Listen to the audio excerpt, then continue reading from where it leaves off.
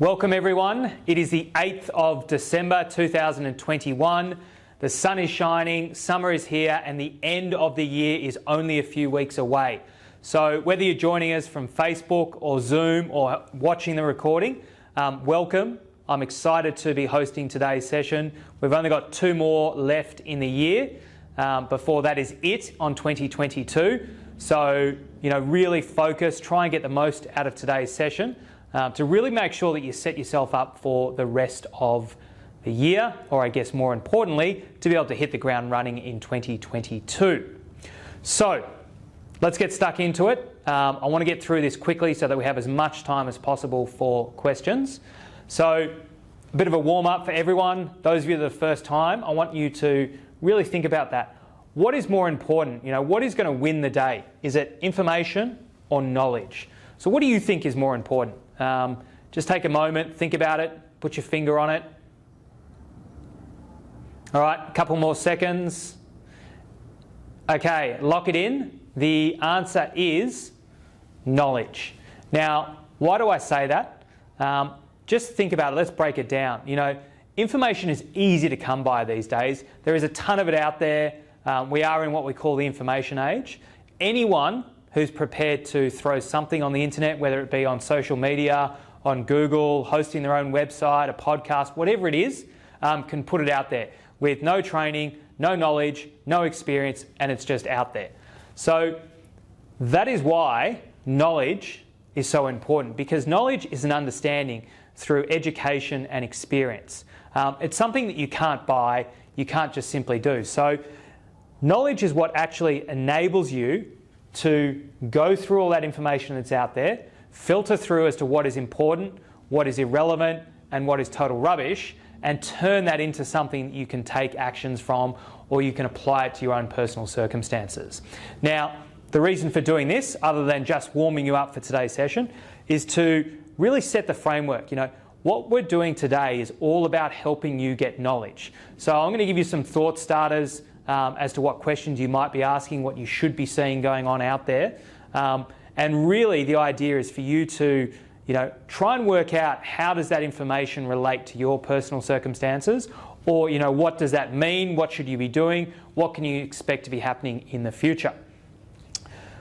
So before I get started, I just want to remind you that whilst I've been doing this for a long time, it wasn't always like this. I know what it's like to not have your own home, not have the security of your own home that you own, and to be really just living from pay to pay, week to week, with no money in the bank account. I've told this story many times, and I'm going to tell it just quickly again, where it must be 20 plus years ago. After a big night out, I was feeling terrible. It was early morning, and I was awoken by a knocking on the door, and it was the landlord letting me know that we were being evicted. Now, while we were being evicted, I'm sure many of you have been evicted or threatened to be evicted, and it's a really, really tough time. It's not great. Add to that I was feeling pretty ordinary after a big night, that I'd pretty much just got home only a few hours earlier, and the reason was that one of my flatmates who was responsible for paying the rent, we were all giving him the money. He collected it together and went and paid it. Unfortunately, he hadn't paid it for the last 3 months, and he'd spent the money. So I was out on the street without a home, and I vowed myself from that day forward that I would never get myself in that position again. Fast forward 20 years, it's not like that. I've got a great family home. I've got a number of investment properties, and it's really helped free me up from just relying on income from a job. It's allowed me to do what I want to do, given me that financial security, and allowed me to really enjoy life and focus on the things that are important. So, I bring not only that experience that many of you would have experienced yourself or might be experiencing now, but I also bring you the technical expertise and understanding. I'm a qualified accountant, so I understand numbers, qualified real estate agent, I understand property, and most importantly, I've been doing this for decades and decades. So that's really what I bring to today's session. Now, what are we going to do today? It's going to be quick and it's going to be fast. So I want to just break it down for you before we get into any further. There's going to be 3 sections. The first section will be the information section. It'll go for about 5 or so minutes. And as I said at the top of the hour, this will be where I'll just throw some sort of thought starters to you of what I've seen happening in the last 7 days that might provoke the questions that you might want to ask. Then we'll jump into the main part of today's session, which is the knowledge section. That'll go for 20 to 25 minutes, depending on how many questions you guys ask and where we're at. We'll obviously hang around if you've got more questions at the end of the session and make sure we get everything answered for you. But before I let you go, I'll then take a few more minutes, around 3 to 5 minutes, just to bring it all together and tie it in as to what I think you should be doing with what you've learned today, the structure that you've understand, and how you should be moving forward and really actioning on what we've been talking about today. So that's how it is. Now, before we get into it, I just want to let you know we've got a lot of diverse people on the line today, and we always do. So before you tune out and say, you know what, this isn't for me, it doesn't matter where you are on that ladder, whether you're just a first home buyer or just renting a place at the moment, right through to buying your next home, or maybe even you buying your first investment property, or those of you that might be right at the end of that journey and you already own multiple investment properties. There is something in today's session for everyone, because this is a framework, it's a concept. We'll obviously answer specific questions, but what you'll really get out of today's session is an understanding as to how to apply this framework and put it into your personal situation. So don't tune out, because there will be something for everyone in today's session. Okay, I'll give you a pause for a second. Make sure your phone is on silent. Focus, get rid of the distractions. Whatever it is, don't close your computer screen, obviously, if you're watching us live on there. But every other distraction, put it away, turn your reminders for emails off. And really focus, because if you do, you'll really get value out of today's session. It's the people that get involved, ask the questions, and are focused that will really leave today's session having got something out of it. It's those that don't pay attention that say, oh yeah, it was okay, it was average. So I really, really implore you all to focus. Give me your undivided attention for the next 30 minutes. All right, now I've given you a lecture. Let's get stuck into it. This is section 1. What have I seen happening around the countryside in the last week? Well, a lot's been going on, but these are really what I want you to do and just think about as thought starters. You might have your own questions already, which is fine, but this will give you a bit of a thought process. Okay, CoreLogic has always put out the house price stats for the month. We've seen stellar results there and a really interesting trend appearing, and we want to talk about that in a little bit more detail. Affordability problem needs supply side fix. What the hell does that mean? Well, ask your questions and we'll run through those thoughts. Uncertainty around the short-term rental market continues. So most of you will know, if you've got an investment property, that there was a lot of Airbnb happening, and that was one of the key things that was going on. This really is it coming back? Is it not coming back? And what you should be thinking about and doing with that. Investor loan growth boosts case for lending curbs. We've been talking a lot about the banks and APRA. What should they do? What shouldn't they do? And how that may affect you or it may not affect you. And then lastly, home buyers gain as sellers rush to beat market peaks. So obviously there's been a lot of talk. Are we at the top in terms of the growth cycle? So not the top of the market, but in terms of how fast the growth will keep going up. Probably, possibly, maybe, maybe not. Ask and let's chat through that and understand what it means for you. Hopefully you've got all of that. Now, I just want to move on and just give you a bit of an insight as to what we've seen in terms of transactions happening last weekend. So the auction results is always a great place to go. Again, really, really good results. We saw just under 70%, so 69.9%. It is obviously a lot lower than we've seen for probably the last 3, 4, 5, 6 months, but 70% is still a fantastic result, given that we had 4,136 homes go to auction across the countryside. So that is a massive number. Now, if you joined us last week, you would have known I've said that that was the biggest week on record ever. This is the second biggest week on record ever. So this is a huge, huge number of transactions that have gone through. You can obviously see Sydney had just under 1,500 auctions and Melbourne just under 1,900. So a hell of a lot of transactions going on, massive, massive weekends, and we still saw really good clearance results. So 67.3 at Sydney and 69.4 at Melbourne. Now, percentages are great because it gives you something to benchmark. But as I said, for those of you that are thinking, oh, those numbers are down, the market's done, it's not happening anymore, just remember this. Here is how many actually were sold. So in Melbourne, 1,081 homes were sold last weekend at auction. Now, just to have 1,000 homes go to auction is a massive weekend in its own right. It's what we call a Super Saturday. So to actually have more than 1,000 sold is a massive result. So any of you that are concerned about that, just remember, go behind these numbers and see Sydney 840 as well. So just between those two states, in terms of the numbers that were sold, that's bigger than the typical weekend that we're seeing other than during these peak selling periods. So really, really strong result, and that's what you should be thinking about if you're worried about those numbers. Jumping forward to realestate.com, put through again, this gives you the total transactions that they've seen sell on their platform and the other data that they have access to around the countryside week after week. So this is not only auctions, like we just talked about before, but private sales, any other method that isn't necessarily always captured in the auction results. So week 49, the third last week of this year, 7,990 sales occurred in that week alone. Now that's a huge number. Those of you that haven't seen this before, the red line is the number of sales for 2021. The blue line is last year, 2020, and the grey line is 2019, obviously before coronavirus was around. This is brand new, just put out with another 4 weeks of transactions.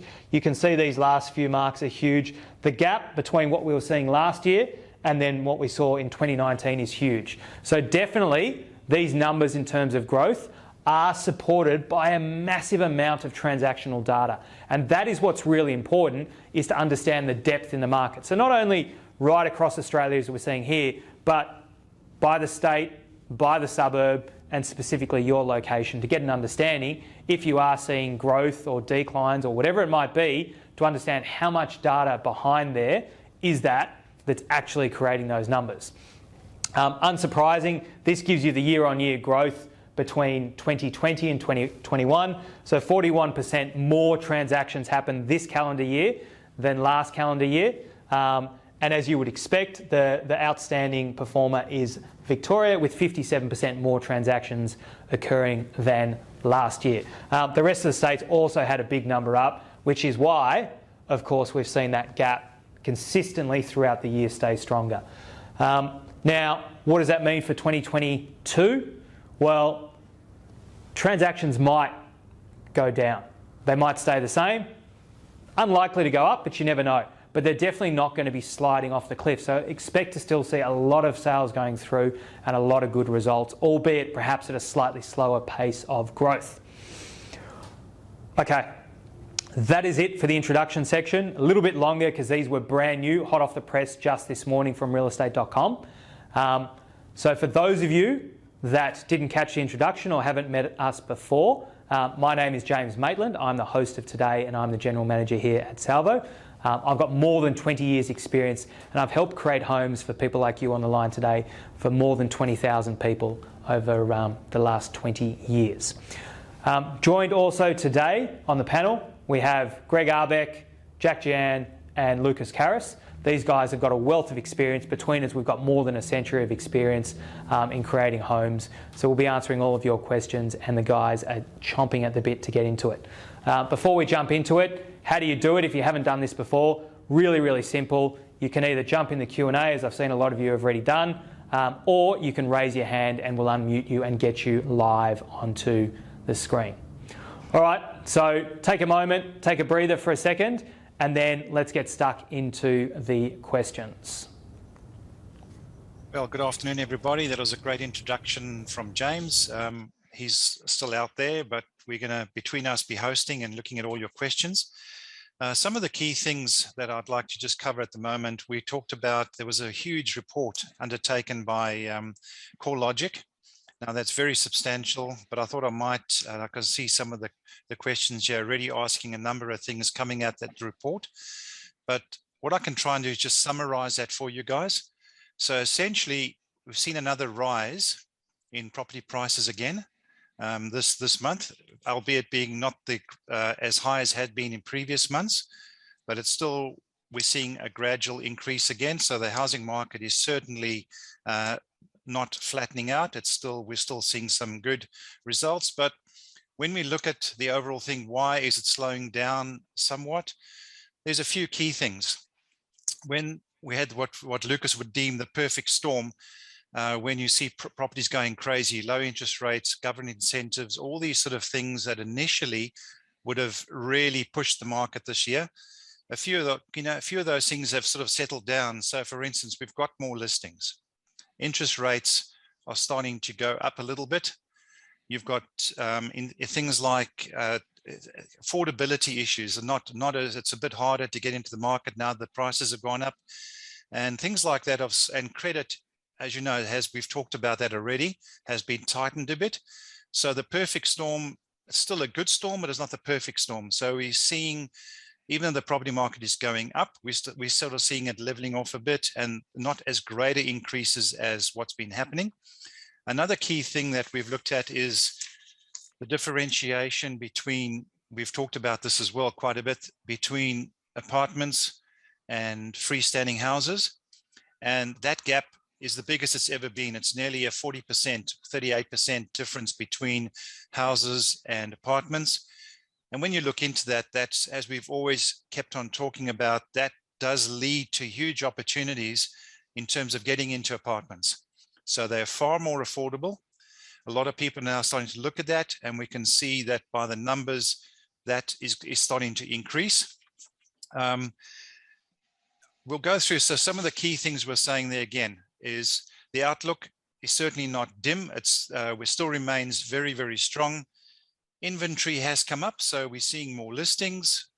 We've seen fixed mortgage rates are rising, and we talked about housing affordability.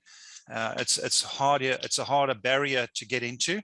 Now, with regard to that, I've just seen a question there. It says, well, what is the solution? So if we've got an issue with affordability, is there anybody on the panel that can give us what that is? Is this an issue? Anybody out there can tell us what you think? Yes, Gregory, look, like you said, we've seen the rise in property prices. We're seeing many people missing out buying the property. The housing market has increased to 9 trillion, with house prices surged 12.5 times the household income. So, you know, nationwide, it takes 10.8 years to save. So, you know, I mean, the biggest issue we see now is not the mortgage rate, but actually saving up for the deposit. So statistics are showing us now we've got more Australian renters, and they're growing faster as people find themselves priced out of the market. So solution, look, the main solution, go on. Yeah, that's what I was going to say. Okay, this all sounds very onerous, but is there a potential solution to this affordability issue? Look, there is. One solution will be to speed up planning approvals so that properties can be made available faster. You know, a lot of people are saying, oh yeah, there's land available, but there's many factors that come into play, such as, you know, the size of the land, the type of the land, the approvals and controls on the size, and of course the main one, which is the location. Mm-hmm. You know, there's no point saying we've got land that is 3 hours drive out of Melbourne. It doesn't suit everybody. Yeah. We are also seeing an undersupply looming on apartments, again, due to planning and approval delays. You know, apartments offer good value, as you said before, because they're now below half the price of houses. Yep. But we are going to have the lowest supply over the next 4 to 5 years for new apartments. Yeah, Lucas, I think if you can elaborate on that a bit, I think a lot of people, we have raised this before, don't realize the lead time between getting a planning approval and getting this thing out of the ground. That can be what sort of period of time, and the why we can see a shortage coming. Look, it's not, okay, getting the approval is one thing that might take you, you know, 12 months, might take you longer depending on the objections. But it's not just getting the market, it's not just getting the approval. Then you have to go on the market, start making your pre-sales, yep, to achieve 80% before the bank can give you the money. And that could take a couple of years. Yep. And then by the time you start construction, it's another couple of years until the building is ready. So yep, we're talking 4, 5, 6 years. It really depends. Yeah. So when you're looking at those sort of figures, what's your advice to someone considering getting into the apartments? Look, I think what people have got to, the potential buyers, they're not assessing the right property at the right time, to put it simply. Mhm. So, you know, I mean, we have the dream that one day we're going to get married, or we just got married with somebody, and eventually we're going to have a family in 3 to 5 years. So we need to have this grand big house. Mm. What buyers need to be looking at is currently the situation they're in. Yep. Is you need to buy something to get into the property market. Yep. And then you know, build some equity. Yep. So when in 4, 5, whatever number of years you are at that stage of life that you need Yep. something bigger, you've got the equity, you've got the profit that you can use to help you get to where you want to be. And hearing what you're saying, Lucas, with the potential shortage pending, that's got to be good for apartments. I think we could see some growth coming on there, and that will help these sort of people then leverage into something else down the track.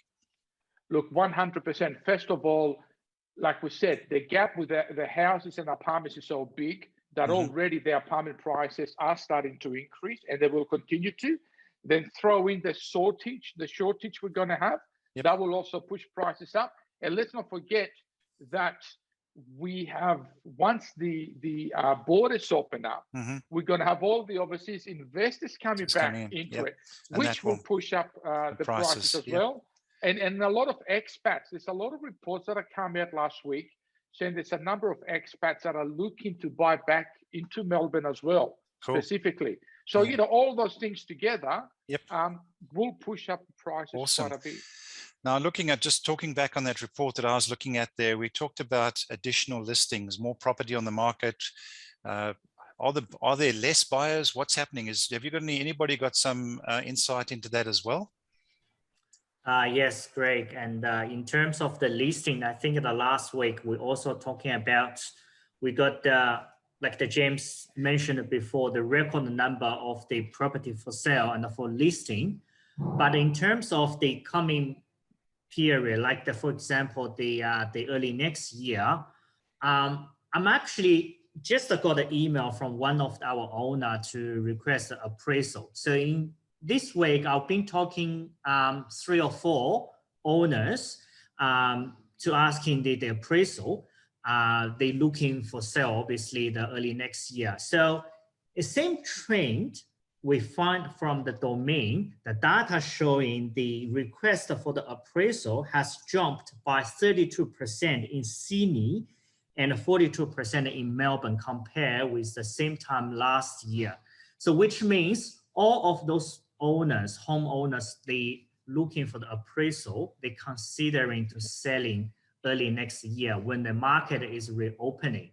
So we were assuming like even the more the listing will coming up to the market when the market is reopening early January. And you know, this is, I mean, this is a good thing for the buyer, because as a buyer, we have the more option and coming up, and will be more, is created and more fair, the market for the buyer. It's not just being like is very limited stock on the market, and lots of the people to have to compete with a certain property. So I think which is a good thing, but definitely we will still seeing like a very hot, strong market. Yep. Through the later summer next, you know, early next year, even into the the autumn, not winter. Cool. So I think we've covered off a few things. The listings, we've still got buyers out there. Yes, the listings have increased, but there's still a lot of buyer demand. We've talked about the affordability issues, and Lucas covered how that could be up. Anybody out there? The third point I'd made when we were looking at this core logic thing was about interest rates. We've seen that they are sort of, even the fixed ones have increased a bit. Is there any outlook there, or tell us what's happening with the interest rate side of things?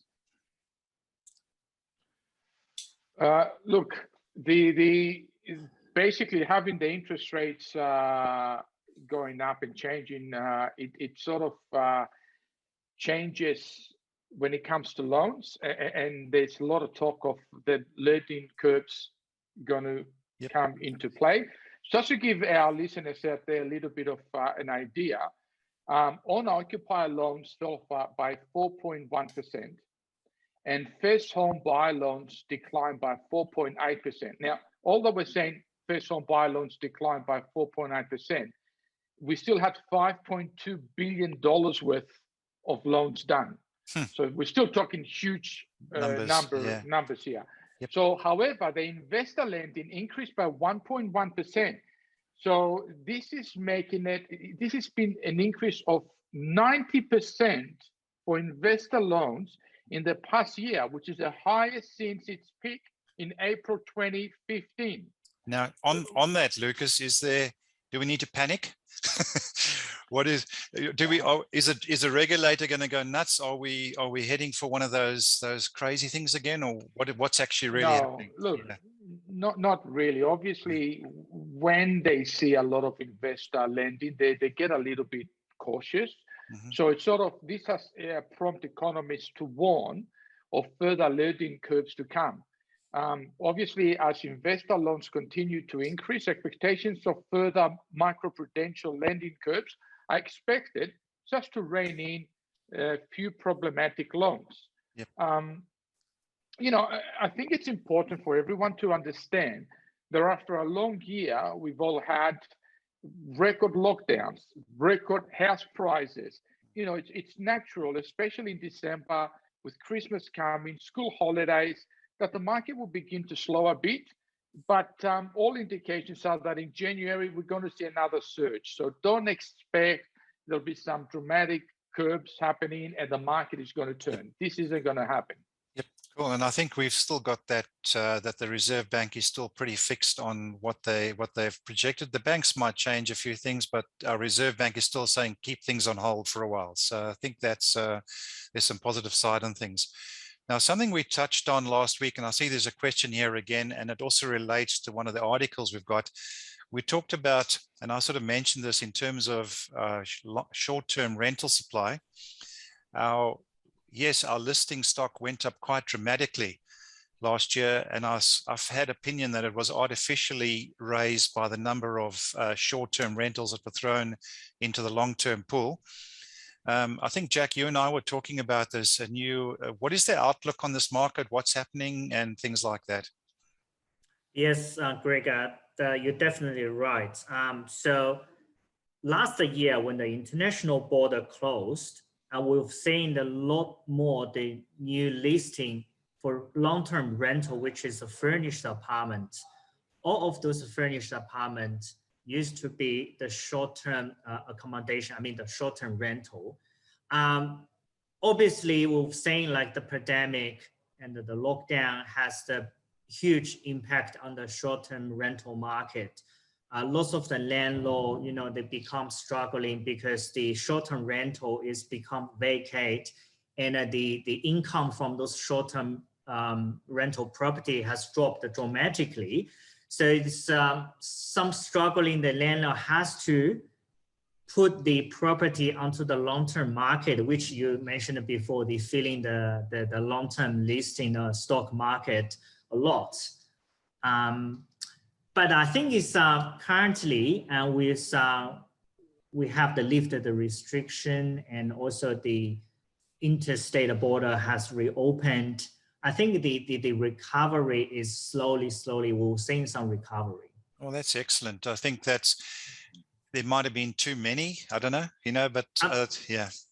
It's, we're saying like the recovery started, but I will say it will be slower than what we expect. So I think the major reason is number one is some of the landlord, because they put the property on the long-term market, it's being rented out as a fixed-term lease. So they have to wait until the fixed-term lease ended, then they can put the property back to the short-term market again.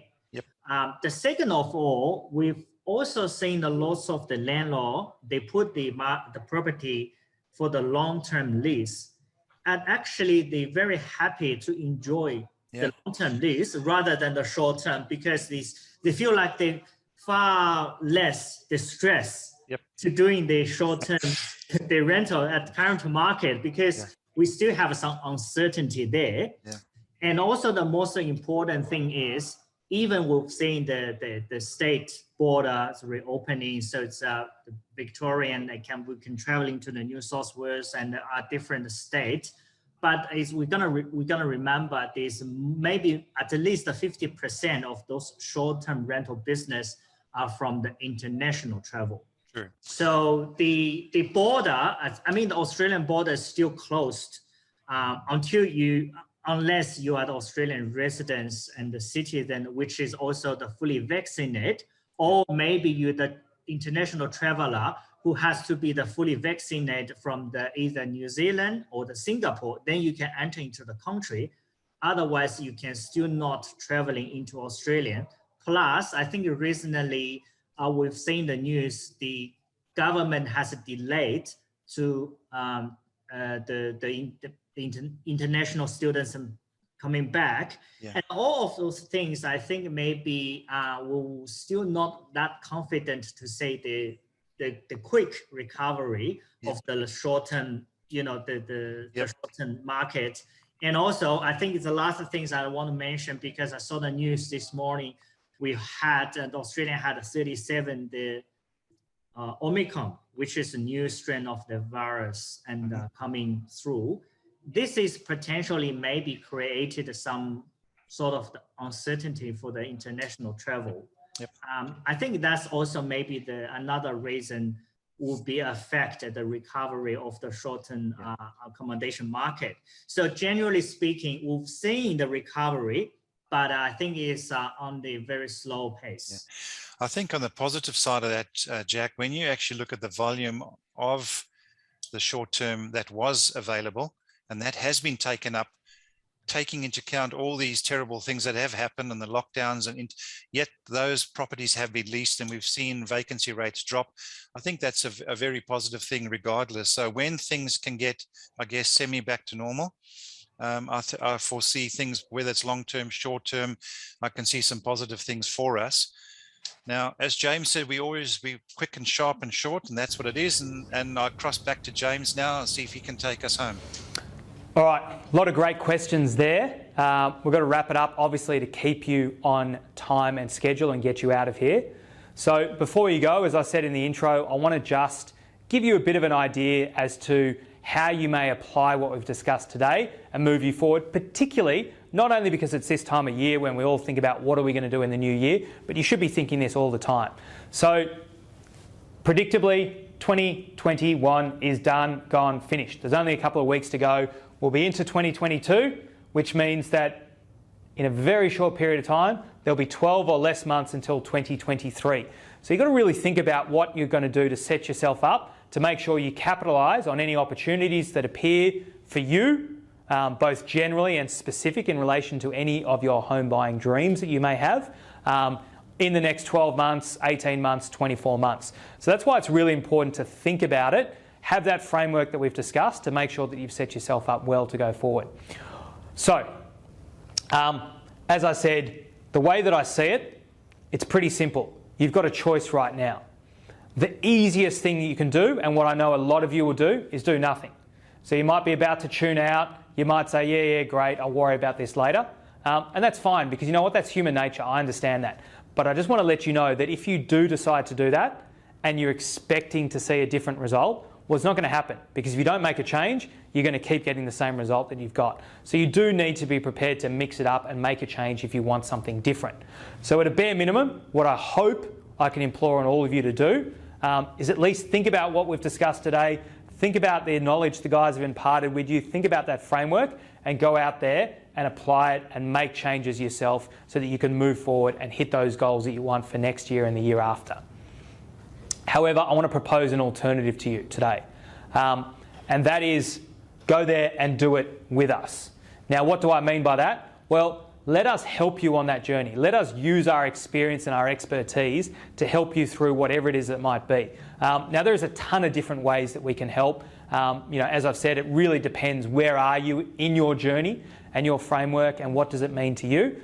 But before I tell you how I think we can help you, I just want to make sure that this is going to be right for you, because not everyone is going to be a good fit for this, because you do have to actually be prepared to think about it, roll up your sleeves, do a little bit of work, understand this concept of actionable knowledge that we've been talking about, actually understanding the information that's out there and not just blindly following the crowd. And you've got to be prepared to take action. When the opportunities do provide themselves, you've got to be prepared to jump on them and take the action. So if that sounds like you, then listen closely, because this is how I think you can get the biggest boost to really hit the ground running in 2022. Now, as I said, there's a lot of different ways we can help you. We've got a lot of different businesses that we do here under Salvo. So I think the easiest way, based on the little that we know about you right now, that we can help is to meet up one-on-one. Now, we can do that in person, we can do it over the phone, we can do it on Zoom, we can do it on WhatsApp, WeChat, whatever medium you prefer. And really what I want to do is I want you to commit to us 15 to 20 minutes of your time, right? And the reason I say that is, in order to get value out of this, you've got to be focused and you've got to be committed, and you've got to be actually open to really understanding where you are and how we might be able to help you so that you can get something out of it. But I guarantee you, if you commit that 15 to 20 minutes to us, we'll give you something you can action straight away that'll help you move that needle, and also let you know as to how we think we might be able to help you move further forward through to 2022 and 2023. It's not a big time commitment. It's the smallest possible commitment we can ask you to make and still expect to have realistic chance of getting some results. So how do you do it if that sounds like you? Well, it's really simple. There's 3 ways you can do it. 1, if you're on Zoom, there should be a link in the chat. When you join Zoom, your browser should have been redirected to the booking page. And lastly, I'll send you an email after this with a follow-up, just in case you don't take up the opportunity now. Those of you that are joining us on Facebook, it should be on our homepage somewhere, that booking link as well. So jump on, and if there's still spots available, get one of those. Now, before I let you go, I just want to go back a time 6 months ago in July, school holidays. I managed to get away for a few days to Hamilton Island. Great part of the world, and I really, really had a great time, albeit I think it was between lockdown 500 and lockdown 600. So it was just a very short period that we're out of those lockdowns here in Melbourne, Victoria. But it was a great time. I created some great memories. But I want to just tell you about one story which I think is really, really relevant to today's session. And that is my eldest daughter, Isabella. She said to me, "Dad, I'd love to go up to the top of that mountain and watch the sun rise. I think it'd be great." Those of you with young kids will know TikTok is the flavour of the last couple of years. I knew she wanted to grab something to put on TikTok, and I thought that'd be great. You know what? It'd be a good thing for us to do together. So I said, "Sure, darling, no problem. We'll go there tomorrow morning." Now, unbeknownst to me at the time, I'd committed to effectively having to wake up at about 4 o'clock because we needed to get to the top of the mountain, be there for the sun to rise, I think at about 4:45. So, not really what you want to do on holiday, but I thought, to hell with it. I set my alarm and went to bed. Now, what felt like about 3 minutes later, I had that annoying iPhone beep, beep, beep, beep, beep, beep, beep, beep, beep, beep, beep, beep, wake me up. It was pretty annoying, pretty frustrating. I know most of you would have experienced that. And what did I do? I hit the snooze button. I know you've all done that, and it's so easy, isn't it? They make that big button. The stop one, is small, but you hit that snooze button, and 8 or so minutes later, it goes off again. I looked around, no one else was awake, and I said, "You know what, I don't feel like it, I want to go back to sleep." I hit the stop button, and that was it. I was happy. I said, "You know what, I made a good decision," and I went back to sleep. But I hadn't made the good decision. You know that, I know that. So what happened? A minute or two later, I said, "You know what, get up, go and do it." She's excited. We ran to the top of the mountain. We got there. We got this great photo. You can see the joy on her face. And it was a really, really great experience that we had together. Now, the reason I tell you this story is that had I have just not gone ahead, had I have said, "Oh, yeah, no, I'll do it later, don't worry about it," well, what would have happened? I wouldn't have got this experience. I wouldn't have enjoyed it. And it was easy to do, but I had to actually make that small sacrifice to get this joy, create this great experience, and have these memories that will last forever. Something that not only I enjoyed, but also my daughter. Now, for most of you, you've experienced something similar. So what I just say to you before I let you go is just think about it. Do you want to be that person that says later, later, later? Because remember, later equals never. Or do you want to be that person that has the great experience, has the great results, has memories like these, photos like these, owns their own home, whatever it might be? Well, if you want to be like that, you need to be prepared to take action. You've got to actually be the one that gets up early, doesn't hit the snooze button, and takes that action. You know, books one of those sessions with us, takes the action to take that next step. So if you haven't done it already, I really, really implore all of you to jump on and book one of these sessions, because as I said, it is the smallest possible time commitment you can make and still be guaranteed to actually have success. So that is it. I know we've gone a little bit over time. Thank you all for hanging around. So from me and everyone on the panel today, it's been a great session. Thank you for your time and dedication. And I hope that you will join us for one or both of the last 2 sessions of this year. So thank you again, and I look forward to seeing all of you again very, very soon.